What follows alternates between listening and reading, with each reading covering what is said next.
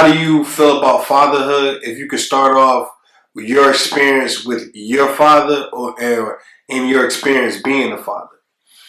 Well, first and foremost, I want to commemorate all fathers. You know, I want to commemorate all mothers as well, because it's not easy, and it's a journey nonetheless, and it's a never ending journey that's going to build you.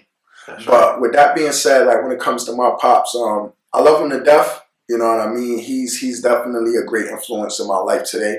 You know what I mean? The relationship that I had with him coming up was a little rocky, but I would say it was only rocky because he was still trying to find out who he was as a young man. You know what I mean? Yeah. And I had to forgive him for that. You know what I mean? The same way that I had to forgive my mother for certain things. You know what I mean? Because when you're young, like how I was a young parent, you know, at 18, I had my child the same age, I believe, as my mother had me. You know what I mean? So that puts my father in around the same state of mind. You know what I mean? So for me, it's like when I came time to bring my child into this world, I was scared. You know what I mean? I was a little shaken. I cried to my mother because I didn't know what to expect. You know, coming up in the early 2000s, you know, you had got a lot of how can I say?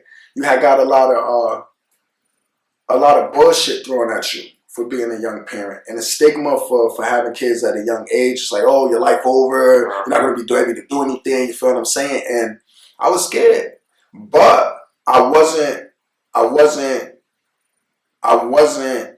going to allow my fears or my weaknesses at that time to overpower being a father. Yeah. You know what I mean? And I've been a father for 13 years, and I say that with honor, and I'm proud to say that because there's still ways for me to go. Like, again, I tell people this all the time, like,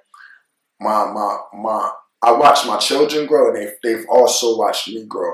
You know, so we're on this journey together. You know what I mean? And, you know, I also had to learn that a lot of times, like, a lot of us, we feel like it's just us going through certain things, or it's just us dealing with the quote-unquote baby mama drama. But I feel like we have to begin to put, you know, these type of conversations on the table and be able to sit like men and talk about things that men go through. Yeah. You know what I mean? Because as much as we love our women and we have to be there for our women, we also have to be there for ourselves. You know what I mean? And I'm a living testament of that. You know what I mean?